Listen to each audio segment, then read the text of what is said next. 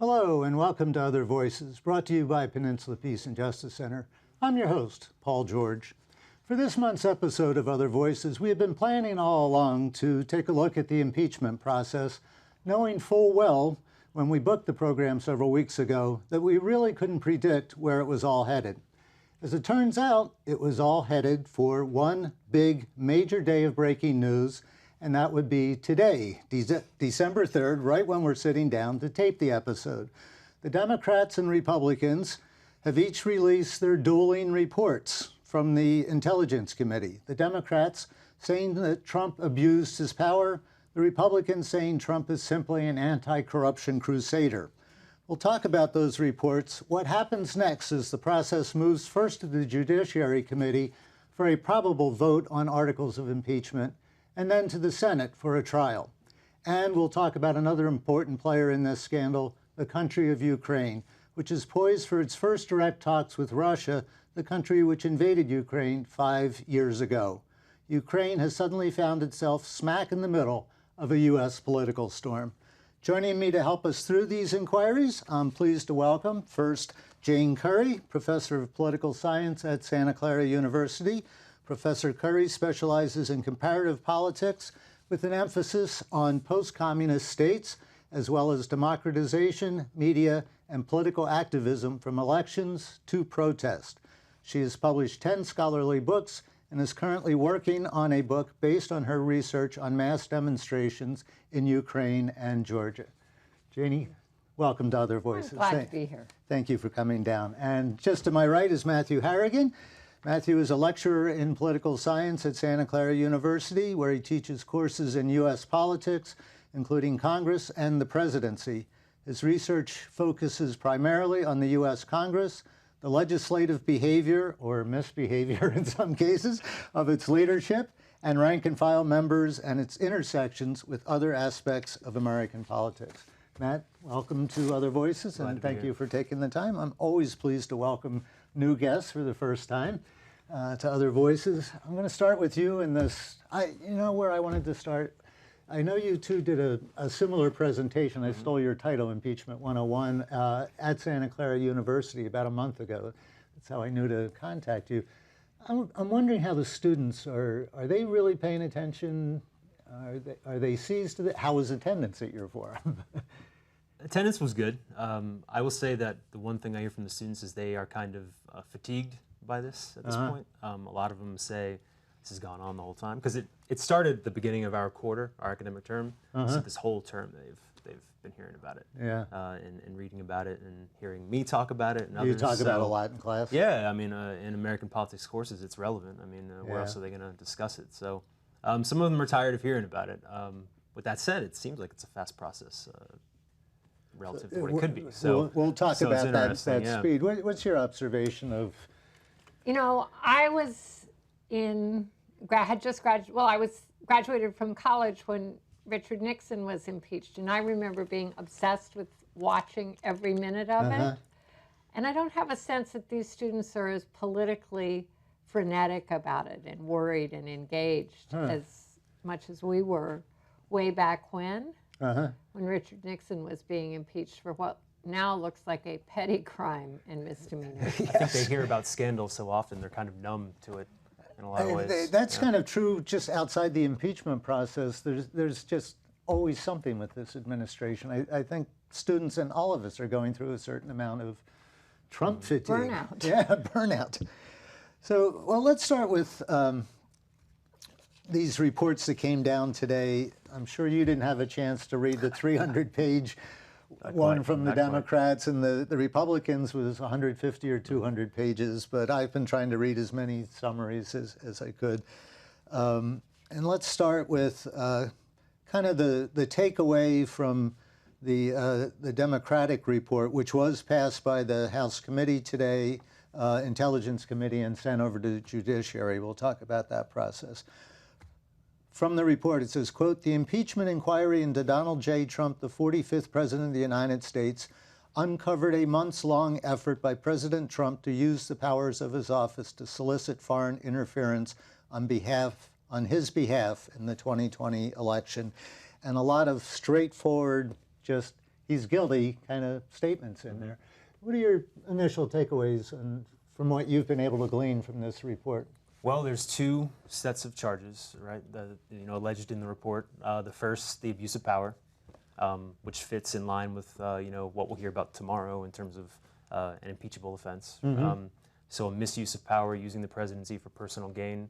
In this case, soliciting election interference. And attached to that is the element of it that it's soliciting election interference from a foreign agent, right, a foreign power, which would violate campaign finance laws. And then the second set of charges is the obstruction of justice. And obstruction of Congress. The blocking, right? Yeah, obstruction of Congress. The refusal to comply with subpoenas, refusal to provide witnesses, all that. Yeah. He made rather clear from the beginning on this obstruction charge that he just wasn't going to cooperate with Congress. He just flat out and came out and said that. That in itself seems to be an impeachable offense, is the argument that they're making. I suppose he's alleging some sort of executive privilege as well with all this, right, that he doesn't have to comply. I know we've heard about, with Mick Mulvaney and others, this idea that there's some sort of blanket immunity because they work for the president. Yeah. We know with U.S. v. Nixon that's not entirely true, right, that there are limits on executive privilege. It's definitely setting up for something of a clash between the branches. Questions about the balance of power, about Congress's ability to stand up and be respected by the presidency, and how that's settled. I don't know what'll happen yet, but that's the way it's setting up. So. Yeah, I noticed in the Republicans' report where they don't find anything wrong because this was legitimate anti-corruption activity. They said, but they also mention that.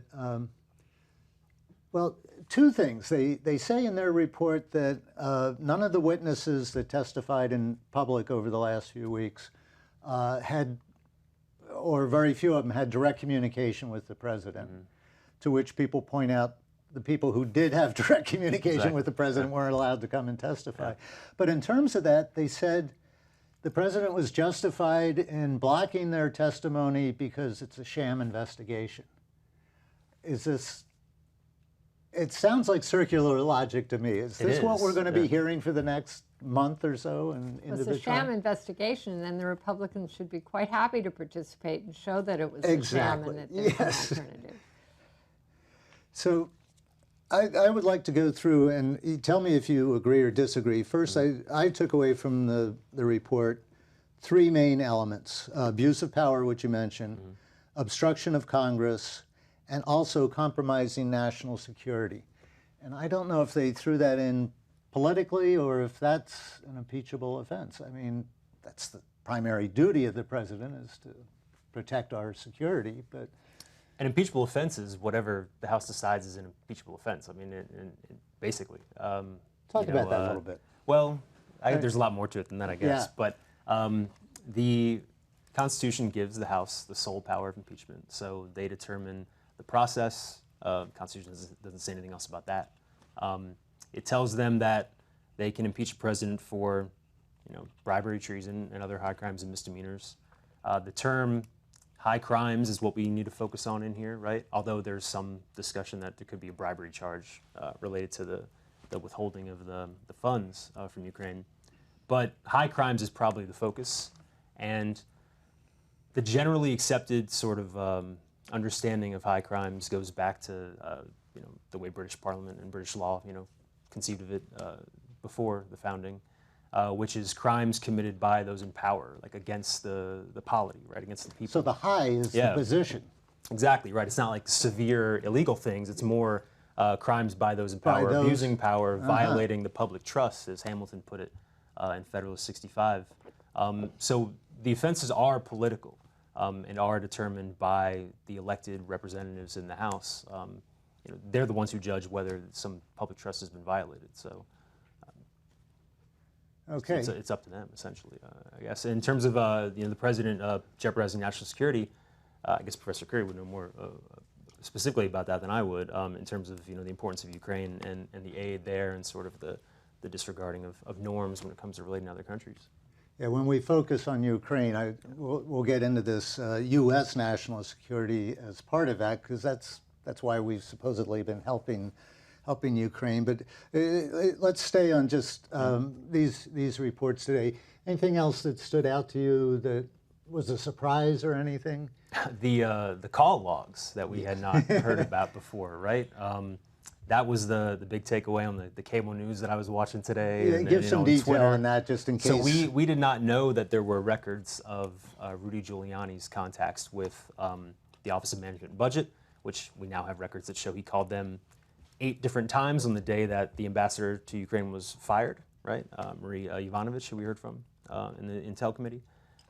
And we learned that there were contacts between Devin Nunes, the ranking member on the House Intel Committee, and Lev Parnas, the associate of Rudy Giuliani, who's become famous in the last couple weeks. Yeah. Now, my understanding is that the Intelligence Committee subpoenaed these directly from AT&T, and nobody knew about that.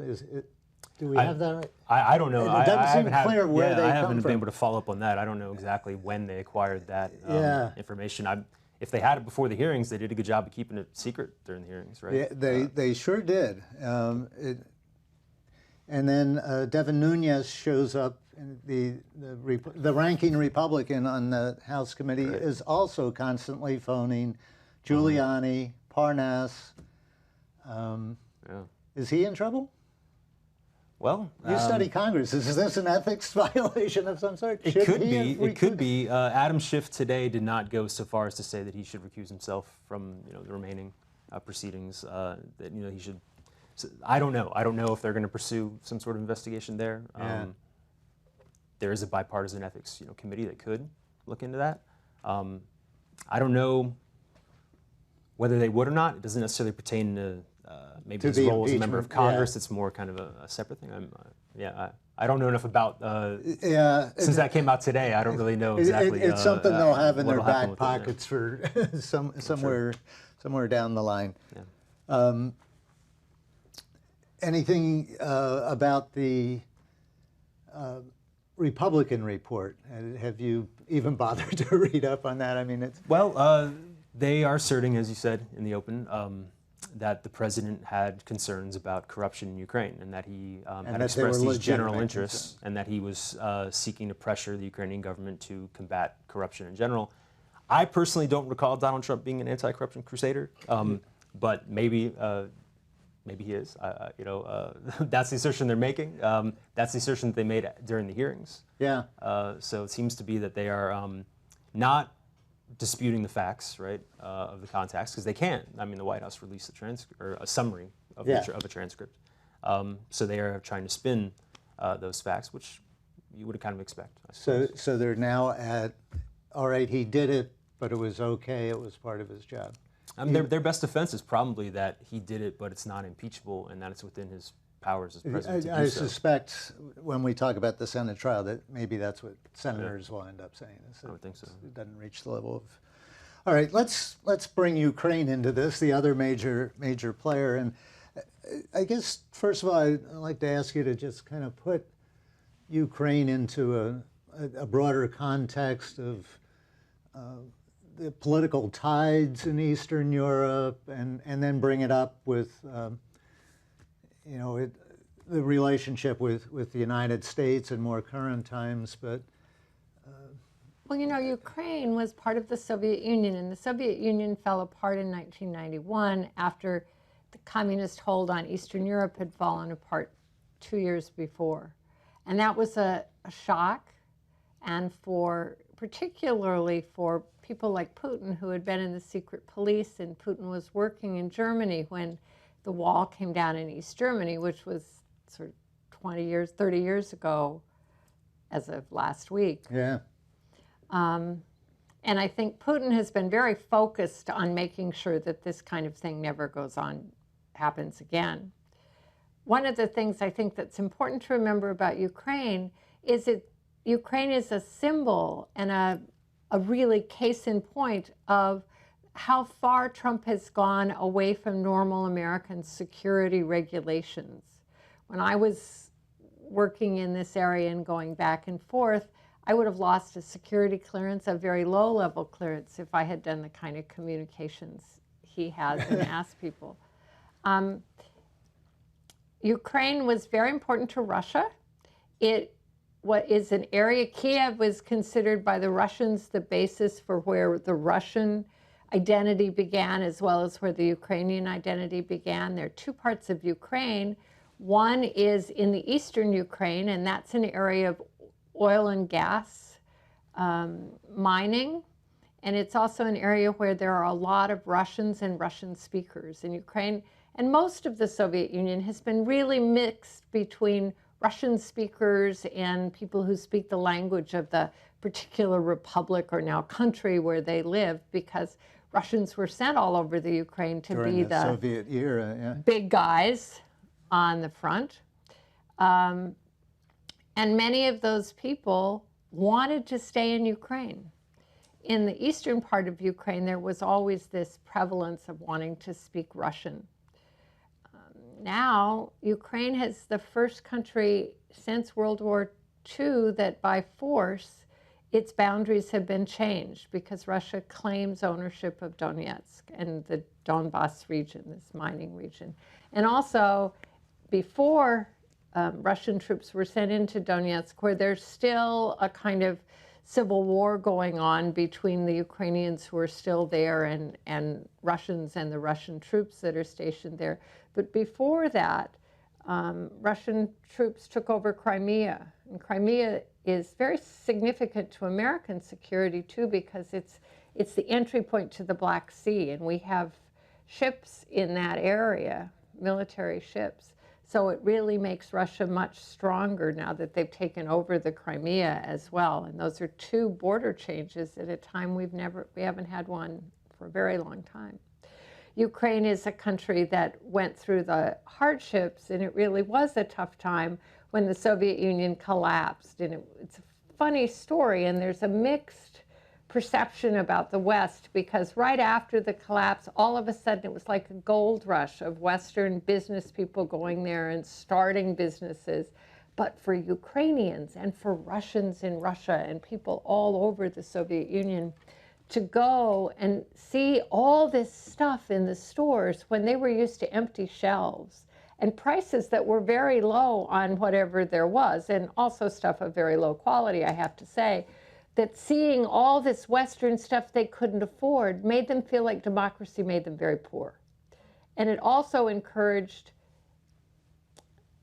an exaggeration of what had happened in the Soviet Union, because if things are a short supply, then I'm going to buy a bunch for all of you, and then I'm going to sell it to you, and maybe I'll make a little extra on the way. And that's really corruption. Well, that was how people had learned to survive. It was also very hard in Ukraine economically, because the way the Soviet Union had held itself together was they had parts of everything made in different places. So no republic was independent economically. So, and you bought stuff from all over the Soviet Union, and when it collapsed, all of a sudden they didn't have the factories to make the basic parts, to make the finished articles they'd always made, or vice versa. So there was a lack of jobs for people. The salaries they got were much lower. This had been a system where you were paid a basic wage. They didn't know what to do with all these state enterprises, so the bosses took them over and they became the oligarchs. And the secret police, people like Putin, made themselves powerful by kind of allowing that to happen and taking their own cut. So you have a society where you have millionaires and people who feel very poor. So Ukraine has had a tough time. These countries also didn't have their own armies. They had what was left when the Soviet Union collapsed in the old Soviet bases in all of these countries. They had some of the soldiers that had been from that region, but most often those people were sent someplace else so that they wouldn't fight to protect their republic's national interests. They'd fight for the Soviet Union. So we really had to help them. And we made a point of going in and helping these areas economically and trying to make them democratic, and a lot of money was spent on that. Ukraine was one of the most democratic of the countries in the Soviet Union in terms of being open to the West and having some history, particularly because a lot of Ukrainians were connected to Poland, and Poland was the most liberal of the Eastern European countries. So there was a sense that they could make this transition, but the transition was very hard because the economy was so hard. And we all know politics only matters if it brings you a better life in many ways. So Ukraine was a troubled area. It became dependent. Our military aid was very important to them. Ukraine is very important to us strategically, to the West strategically, because it's kind of like the last bastion before the West. And it was the buffer state in many ways. And we have troops, a lot of American troops, proportionally, right in Poland, in the eastern edge of Poland, to protect Poland from if the Soviets were, or the Russians were to come through Ukraine. So we really have an interest in that area too. And Ukrainians have a history of believing that there's a leader they can elect who's going to change things. And that makes a lot of sense if you don't know all your politicians, that somebody comes and he promises you things. And in 2004, 2005, there was a mass demonstration in Kiev called the Orange Revolution, because everybody wore orange. It was the color of the year, kind of, for some reason, in Ukraine. Had nothing to do with having oranges, which were still a very rare commodity. And over 1 million people spent some period in December of that year in the Maidan, which is a huge square in the center of Kiev. Maidan means Freedom Square. And they camped out there. There was a medical unit that set itself up, and they held that until they forced new and free elections. And then a liberal, a person who'd been educated in the United States, was elected to be head of Ukraine as president, and he did his best, but you can't change a country in 2, 3, 4 years. And America had this sense that we had helped them and they now had democratic elections so we could pull our aid. But they really had conflated elections with making the economy better, and it didn't get better for most people. And then there was another demonstration, which was the Euromaidan in 2014, where people demonstrated because after they had elected this Western educated leader, they were so frustrated that they elected someone who was actually a Russian speaker and had a pretty tacky history all in all, a man named Yanukovych. And then they voted him out. Well, they went to the streets, actually, more importantly, because there were 2 options he had at this point. One was to sign on to be a candidate state for the EU, and the other was to cut a gas deal with Russia. And he picked the gas deal because that was really in his interests as well. People went back on the streets. And during the Euromaidan was when the Russians went in and took over Crimea and took over the Donbass. And since then, Ukraine has been really dependent on the West to protect them and to give them the resources to keep themselves stable. And ultimately, to catch you up to the final pieces, they had another election, and they were so frustrated by their political establishment, both sides, that they elected Zelensky, who had been a comedian. He was sort of the Martin Sheen of comedy because he played an anti-corruption president of the Ukraine in a serial. And he was elected to play himself, essentially. But he doesn't have any political training, and he's really young, and he's not connected with any particular political party or political grouping. So he's in a very weak position. And if you're in that position, it becomes very important to have the support of the United States.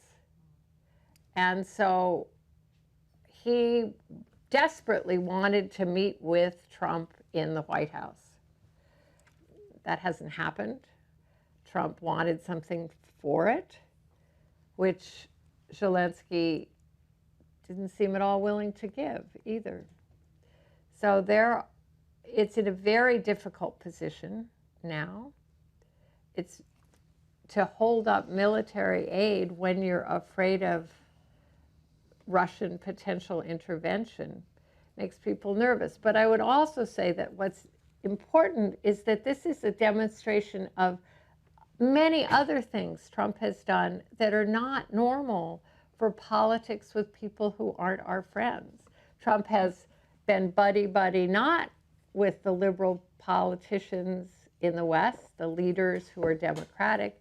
He's been friends with Viktor Orban from Hungary, who's brought the country from a really successful democracy to a society where there's very little respect for democratic values, to Harrigan of Turkey.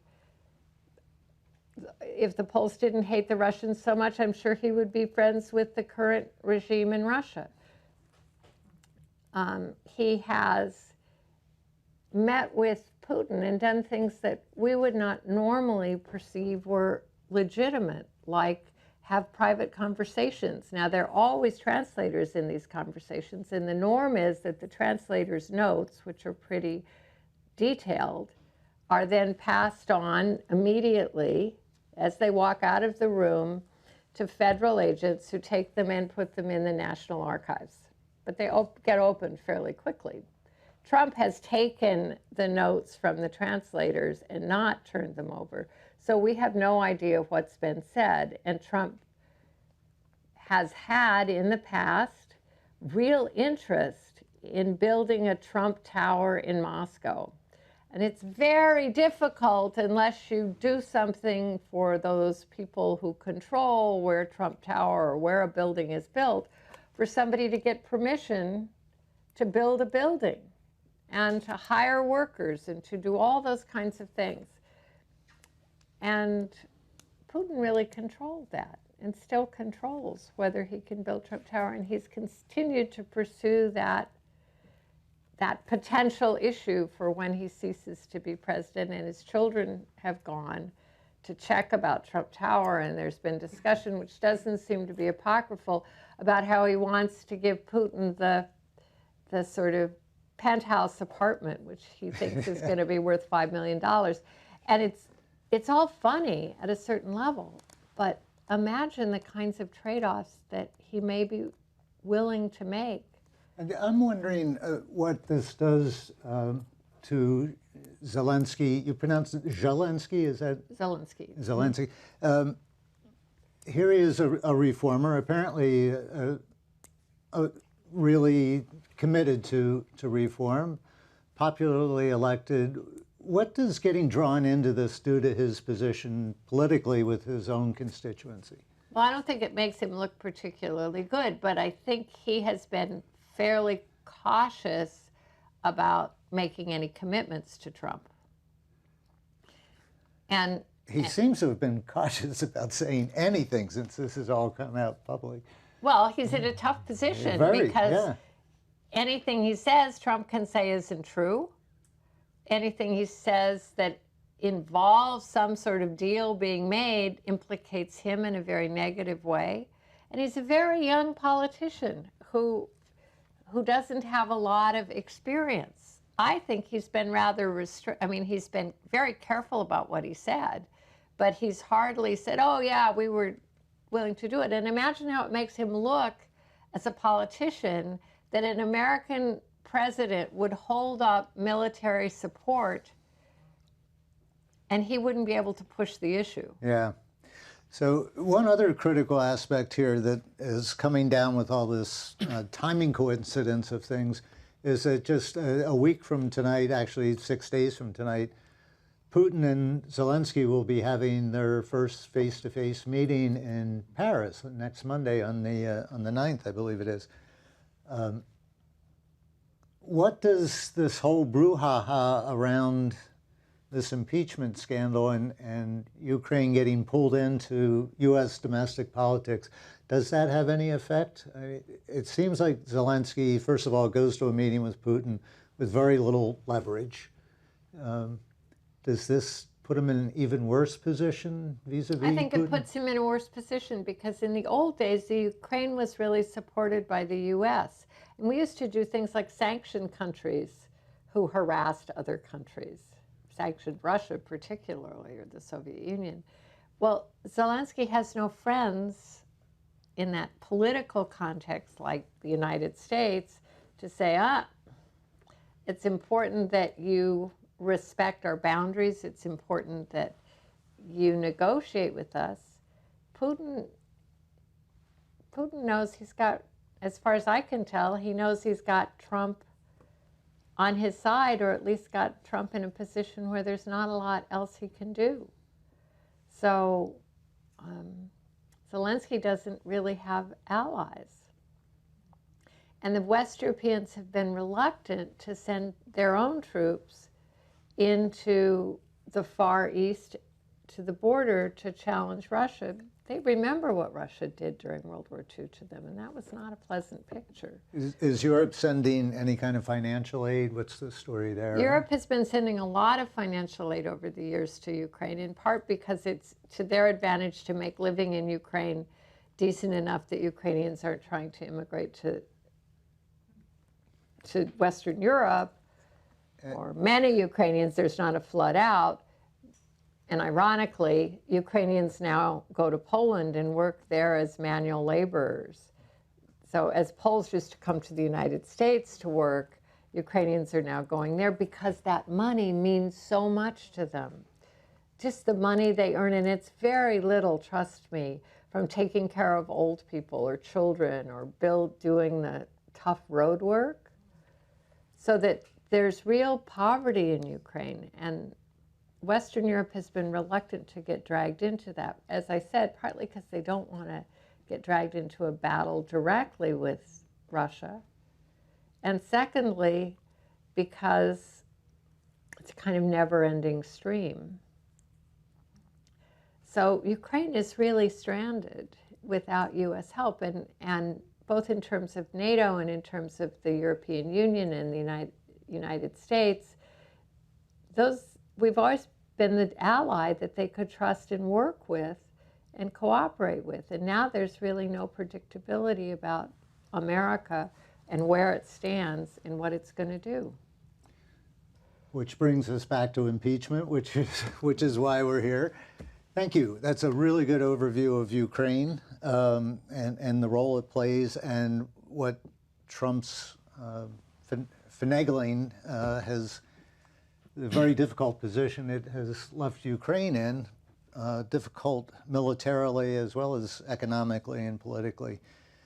So back to impeachment. Tomorrow we start hearings in the Judiciary Committee. So tell us a little bit what we might be expecting out of the Judiciary Committee. So now we move from Adam Schiff to Jerry Nadler, right? So Nadler will be the face of the process for the next, I don't know, week, 2 weeks, however long Is it worth comparing the two as chairman? Schiff has been so impressive over these last few weeks. Schiff is sharp, certainly. Nadler's been in Congress longer, for quite a while. Nadler has, from what I understand, more of a history with President Trump because Nadler is from New York. So they have had some, from what I understand, some clashes in the past. I've gotten a hint of that they haven't liked each other for a long time. So, and we already see how the president gets with somebody like Schiff who he doesn't really know. So I imagine this could be contentious on Twitter and elsewhere. But tomorrow is not always contentious on Twitter. Right, for sure. Tomorrow is not going to be necessarily moving.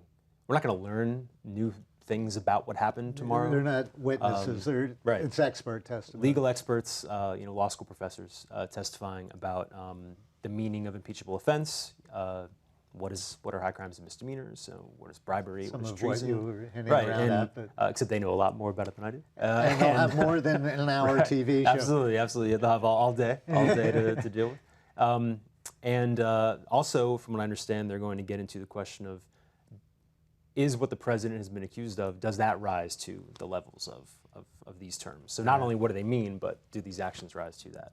And then that'll help the Judiciary Committee decide how to move forward. I don't know of any hearings scheduled for next week yet, precisely. But I haven't seen any list of witnesses. no, they've given the president until Friday to decide, with his attorneys, to decide if they're going to participate. So I think they might be waiting to see if the White House is going to send I thought attorneys. yesterday they already said no, they're not. They said they're not going to participate tomorrow. But they have until Friday to decide if they're going to participate at all in the whole process. Oh, I see. Okay. Yeah. Thank you for clarifying that. Because theoretically, there could be a hearing on finding out more about this report, right? Maybe having the attorneys from the Intel Committee come and explain the report. Then you could have a hearing where you let the president come and give his side, or his attorneys come and give their side. So it matters whether they decide to participate. Yeah. What does it mean that the Intelligence Committee will give their report? Will they go and read it to the committee? No, or something? I would imagine that yeah, I would imagine. I don't think they'll do that. That doesn't make for good TV, right?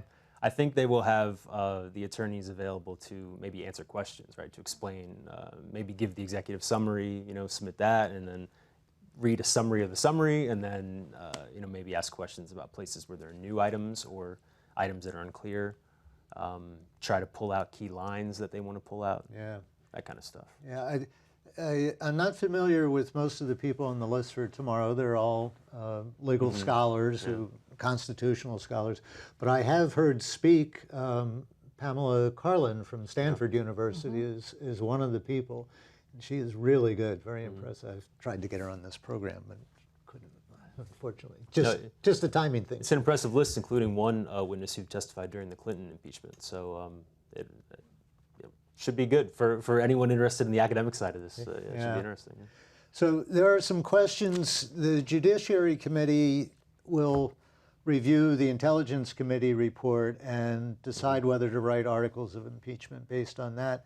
But they still have a live portfolio around the Mueller report. Right. Could you explain what's hanging out there and what they might be able to do with that? The Mueller report, even if it's disputed as to whether it revealed direct connections between the Trump campaign and Russian agents in terms of coordination or collusion or whatever you want to call it, it does detail 10 or so instances of obstruction of justice, right?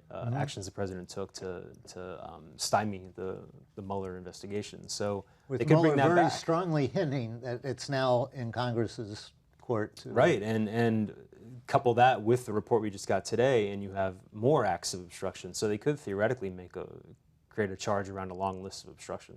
Would they base it just on Mueller report, or would they try to call in more witnesses? I think that's a debate going on within the party. Is do you blow this up and add more, or do you focus on this easily identifiable thing in front of you?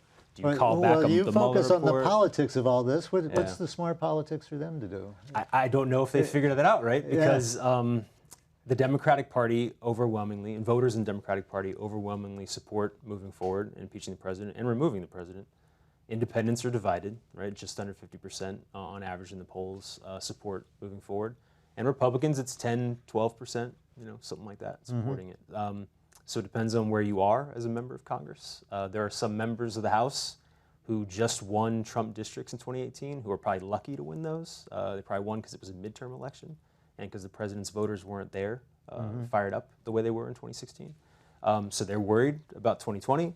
So they're hoping that this doesn't venture into any gray areas where they have to take a stand. Yeah. And it's not like we have a lot of history with impeachment, first of all, in this country. The last president to be impeached was Clinton, of course, but he was already in his second term. Right. The only other impeachment of a first-term president was Andrew Johnson back in 1860-something. Yeah.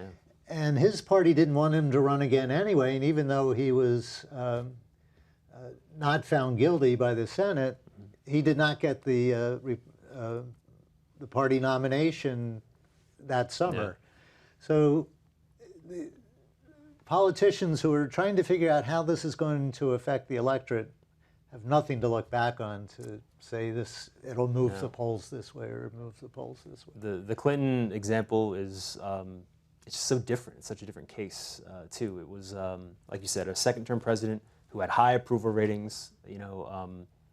His approval ratings went up through the process as people got frustrated with it. It was a personal issue for a lot of people, right? The sexual relationship as opposed to manipulation of government resources for your own gain.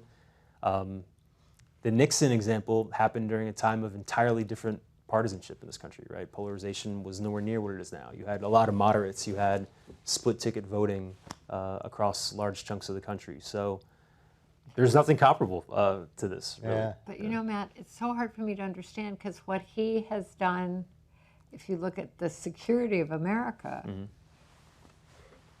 maybe I'm just old, but those are pretty serious issues, a lot more serious than some sexual relationship with an intern or theft in the Watergate.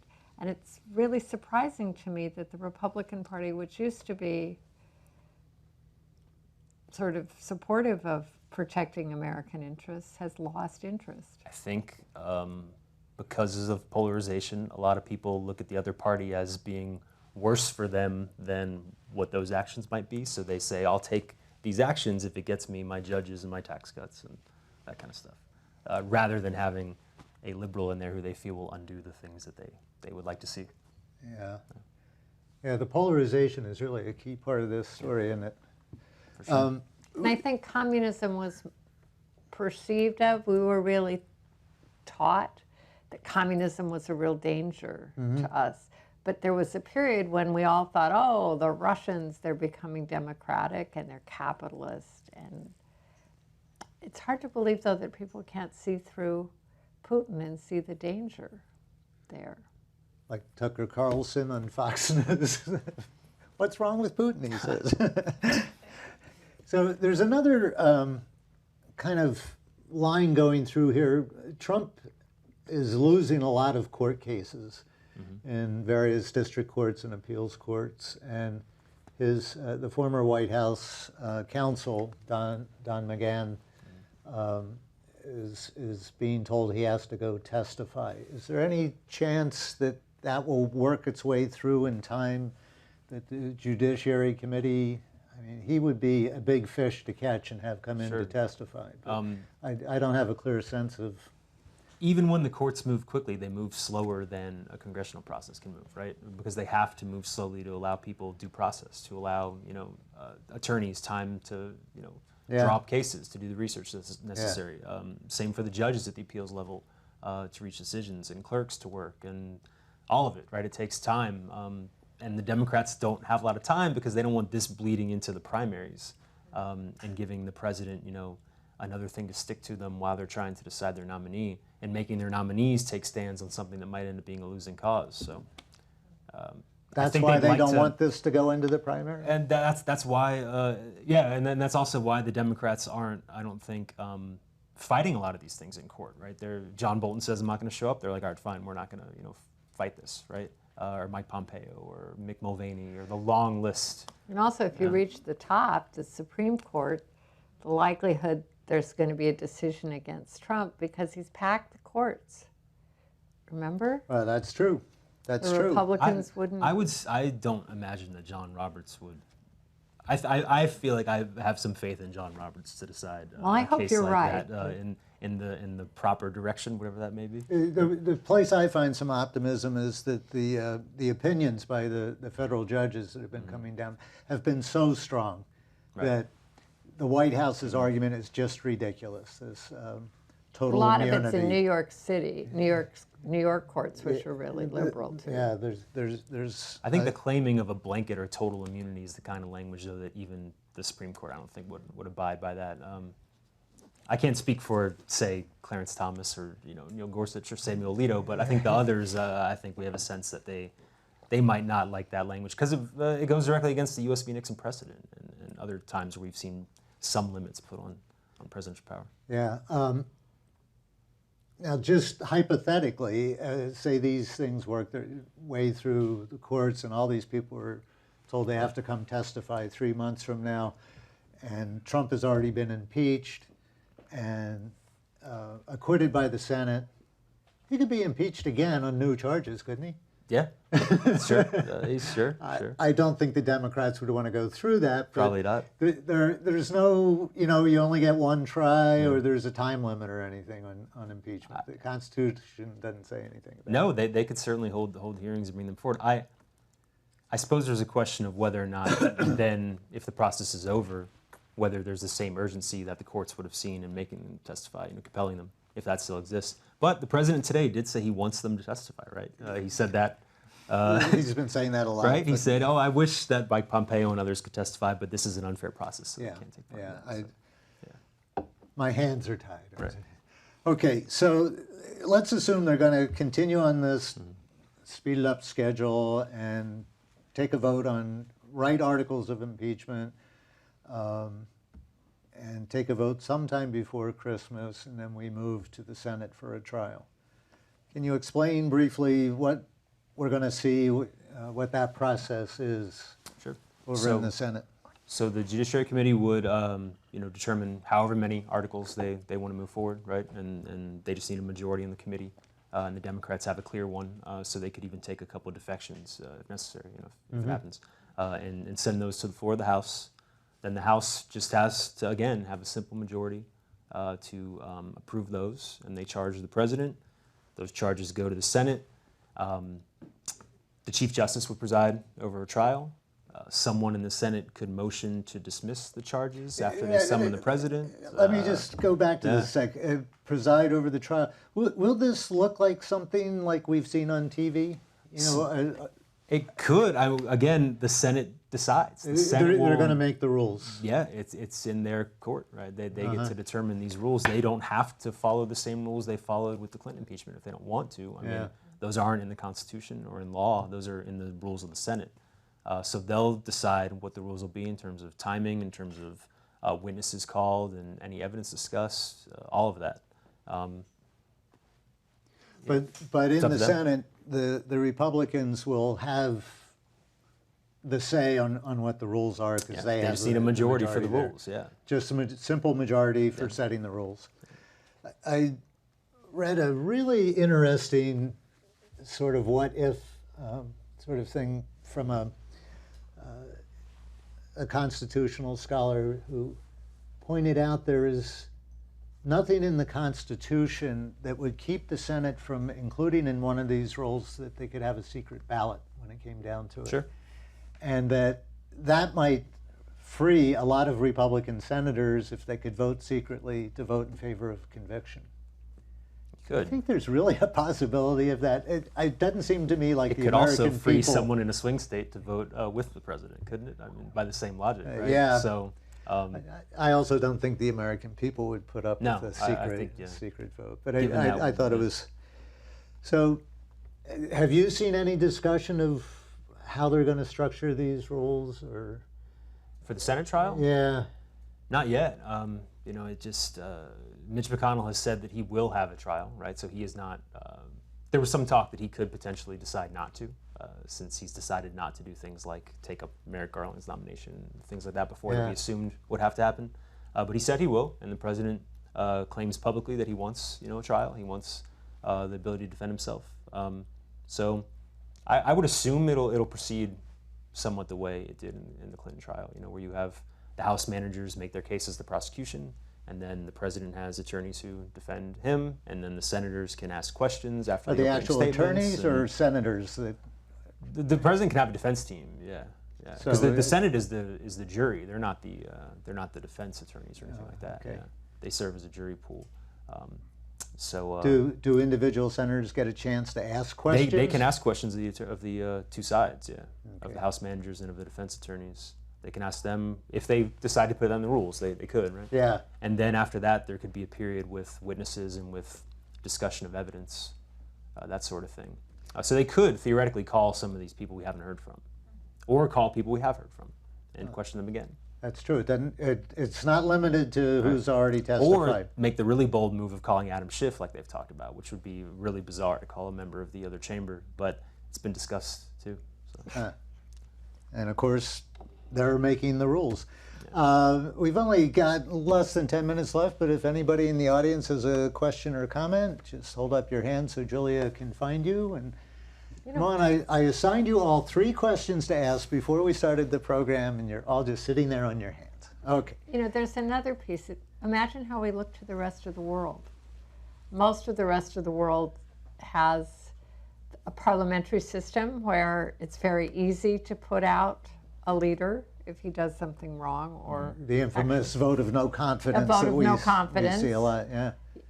Trump is unreliable in terms of his foreign policy stance, and we don't look like a very good ally for other countries, nor do we look very scary in terms of influencing repressive countries.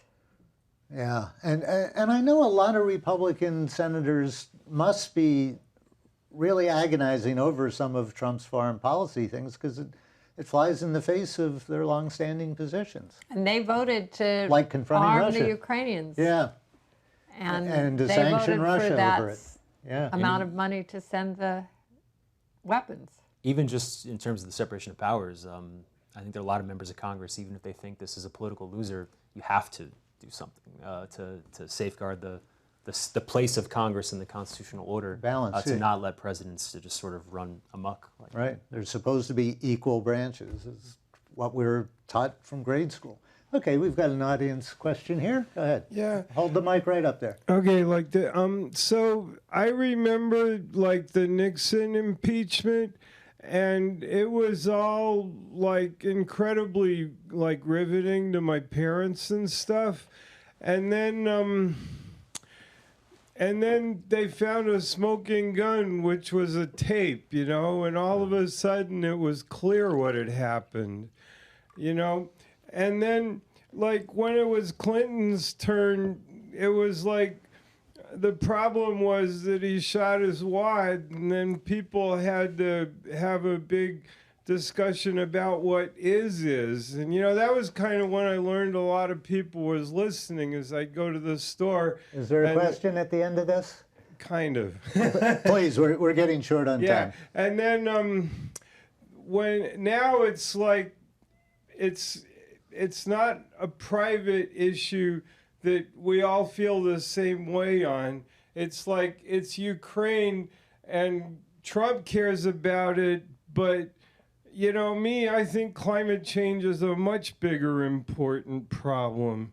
And that's good. But I'm going to cut you off, Jan, but that's a good point. Do people care less about this because it's foreign policy and Ukraine, which they've never heard of, half the people? Any thoughts on that? Well, I think the issue is rather that Trump's policy in general is not predictable, and Trump has certainly not supported stopping climate change in any way, but he is, I wouldn't say he's flexible, he's not predictable in terms of policy change. And I would hope Americans would be concerned about the fact that if we can't trust him in this area, how can we trust him to do anything about climate change? And in any way, he hasn't done anything about climate change, period. So he's already not someone people who want climate change should support. I think it is, because it's a foreign policy issue, people care less about that domestically, right? We know that voters often prioritize the economy and domestic issues over foreign policy issues, and that people often look to the president and say, that's the president's job. We give them more discretion in that realm than we do elsewhere. So if he was diverting money from a domestic group for some reason here, I can't really think of how it would work with this, but if he was, theoretically, I think people might see that as more serious. Not that this isn't, it obviously is. There are obviously implications here, especially I think, like I said, for the balance of power. But in terms of the minds of voters, I think you're right. I think it's a good point that people don't care as much. Yeah. So just to kind of get in the end here, I know we were just talking about is there another question out there? Okay, great. I guess I'll try to make it really fast and follow up on what you were just saying. Yes, I'm very concerned about the way that our allies see that we cannot be trusted as an ally anymore. But I'm also, as an American, deeply concerned about the balance of power. It seems to me that the Republican Party is perfectly comfortable now seeing the constitutional balance of power destroyed, and it seems as if there are people in the Supreme Court who are happy to collaborate in that process. So I'm extremely concerned about what the outcome of all this could mean for the future shape of our government. Are we going to simply elect demagogues who behave autocratically? An awful lot of people in this country don't even seem to be worried about that possibility, and I'm interested in your take on whether that's at issue here. I feel it is, but people are not talking about it a lot. Certainly, and we've had a very long, centuries-long trend toward more and more presidential power. Presidents eating up more of the powers in Washington and eating up more of our sort of the space in our consciousness when we think about government, right? People focus so much more on the president, and that's related to changes in media and election politics, and Congress has given up a lot of power willingly. They've delegated authority when it comes to the budget and all kinds of other areas. So this is just the next step in a trend, I guess, in that sense. It's interesting that Republicans right now are so eager or ready to give up more power to the president, given their critiques of the Obama administration, the executive orders. I guess the key there, they're willing to give up more power to a Republican. Especially when that Republican seems to play such a big role in them getting reelected, right? Who has such power over their base, over their core voters. But as Adam Schiff has said today, the next president could be a Democrat, and then they might regret it. So, okay, we have got 1 minute left, I am told. What's your final take on this slew of news today? A quick summary of what's going to most interest you in the coming as an weeks. academic, I'm looking forward to tomorrow in this discussion of, is this impeachable, and sort of seeing where both sides weigh in on this, the kinds of questions that we get from Democrats and Republicans. And I also am interested to see what happens next with Rudy Giuliani and Devin Nunes. I don't know what will happen, but we'll see. Any final thoughts, what you're looking forward to? Ukraine getting back on its feet? I'm still befuddled by how Americans cannot see these things as really serious issues, and not just liberal Americans, but conservative Americans who used to really talk about protecting the nation. So I'm befuddled by that, I'm embarrassed to say. And it really concerns me to look at how America looks internationally, because we're really losing our credibility with leaders. And I'm going to have to cut you off there because we're all out of time. Jane Curry and Matt Harrigan of Santa Clara University Political Science Department, thank you so much for joining us here. Thank you all for being here. We'll be back in January.